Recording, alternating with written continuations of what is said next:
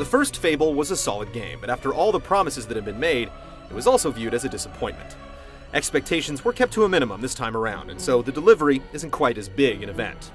Even if Fable II manages to live up to the promises of the first game, it's a landmark achievement. But is this living, breathing waltz through Fantasyland a thing of legends or a cautionary tale? Words can't even begin to describe it.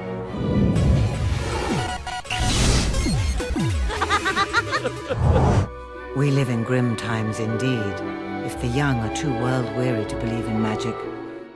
Set half a century after the first game, Fable II is a tale of revenge, with only loose ties to the pros from the first. At the outset, your sister is murdered, and you set off on a path to bring those responsible to justice. All roads lead to Lord Lucian, a diabolical being that is enslaving the people of Albion. You must build your legend and ascend through any means necessary to stop Lucian's assault on all that is good. That's not to say that you have to be. It's your choice in whether you tread down the path of good or get your hands dirty as an evildoer. The plot is furthered by in-game cinematics and a few pre-rendered CG sequences for monumental moments, and while it gives the illusion of choice, it ultimately ends the same way. It's just how you get there that's different. Even so, in the days of far too many bald space marines wiping out alien hordes, Fable 2's attempt at a non-linear story is refreshing. He's a bit silly, isn't he? But this could be fun.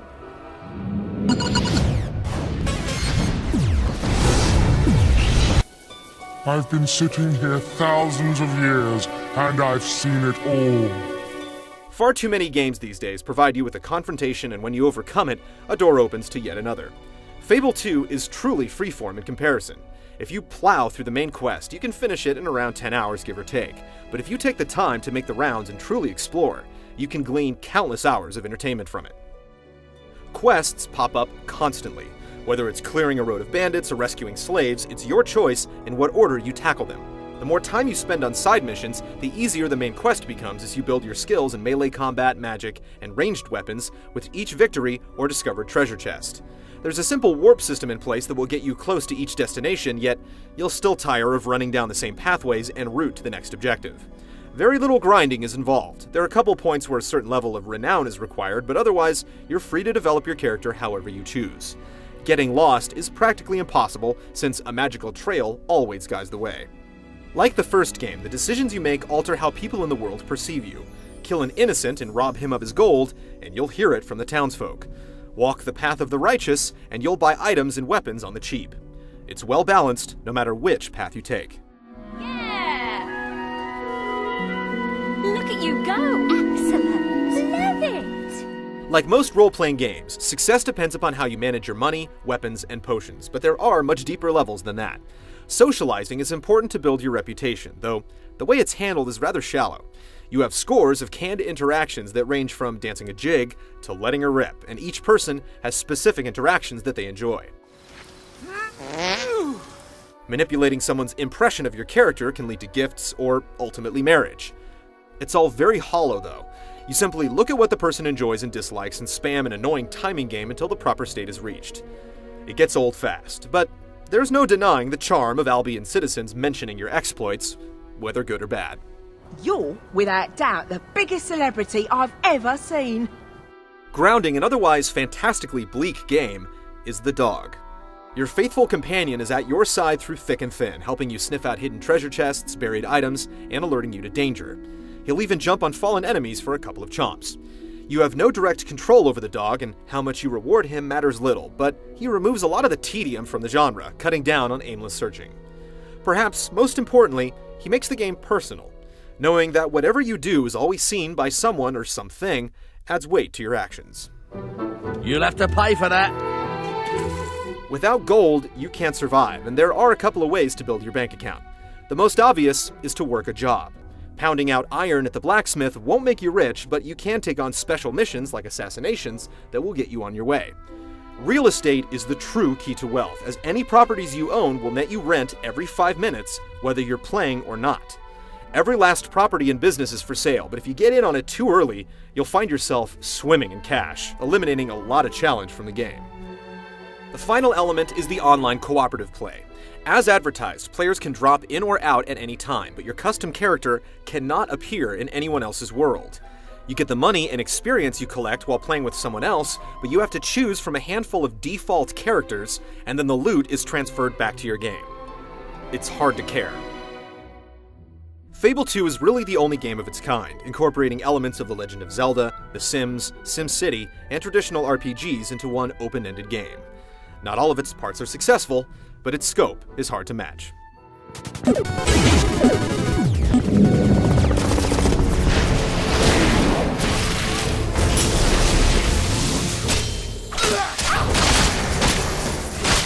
When you're juggling 3 different styles of combat, the interface has to be elegant, and Fable II manages to streamline what could be a complete mess.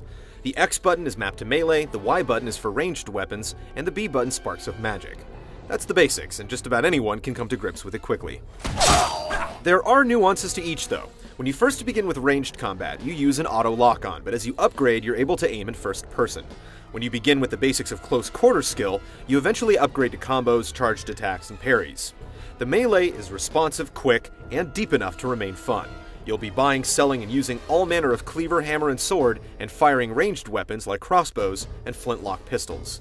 Augments can be used to imbue some weapons with special power, and overall, it's hard to fault the arsenal. Magic is easily the deepest of all 3 combat mechanics. Each spell can be upgraded to 5 different levels. The longer you hold the B button, the more powerful the attack. And there's a simple tree that allows you to slot specific spells to each power level, providing for a lot of flexibility. Our favorite combination was starting with a slow time spell to stop the enemy's attack, then casting Raise the Dead to distract them with ghost enemies, and then following up with a high-level attack spell like Shock. Then we jump in and finish them off with melee. How you tackle each altercation is entirely up to you. Fable II's combat is a nice mix of accessibility and depth. The problem is that once you master it, the game fails to put up a fight. We didn't even die in the entire first half of the game. When you do perish, the punishment is far too lenient. You lose a little experience, take a scar, and then pick up the battle right where you left it off. You never run out of magic, so you can use it as a crutch when things get dicey. Eventually, we started completely ignoring our health level, hoarding potions for some ultra-difficult section that never came. It doesn't help that there are just a handful of enemy types, and the few bosses that are in the game are all defeated the same easy way. Whether you end up purity incarnate or a bastion of depravity isn't easy to control. Fable II does a good job of putting you between a rock and a hard place, and it's one of the few games that makes you think about the ramifications of your actions. Sometimes the gray areas are a little too gray, but it only makes multiple plays worthwhile. Fable II is a complex game made easy. It may seem intimidating, but even novice players will find little resistance. If you're a seasoned player, you'll wish for more of a challenge, but the combat provides enough depth for experimentation that your interest won't fade.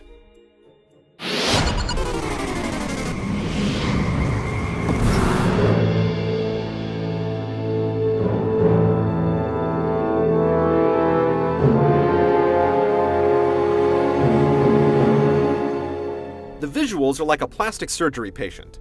It all looks great from afar, but when you get up close, the flaws are exposed.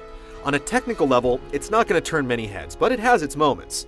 The dog is pulled off especially well. How it reacts to you and the situations around it can be eerily realistic. Magic effects are also impressive, and the engine manages to hold up despite the strain.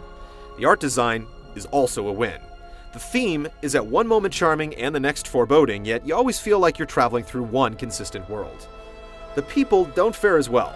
Though there are dozens of them on screen at once, the character models are blocky and feature minimal animation. Considering how much time you spend interacting with them, it's an issue. Hey, you're disturbing our beauty sleep! The audio is incredible. The voice acting sessions for this game must have lasted weeks. Each citizen of Albion has something to say based upon how you're playing and how you're interacting with them, yet few lines are misread. There are no throwaways in the musical compositions, with the haunting pause screen music setting the tone.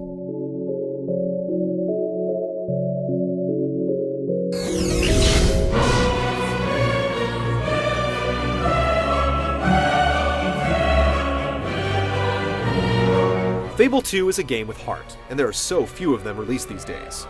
It'll make you think, and take you beyond bloodlust, yet you can satisfy that too if you wish. It's far too easy, the social and job aspects are a drag, and the main quest ends just when it seems to be getting started, but when you return to town and the people are abuzz of your exploits, much is forgiven. It's a more refined version of the original that still hasn't lost all its warts, but it manages to channel many separate ideas into one enjoyable whole.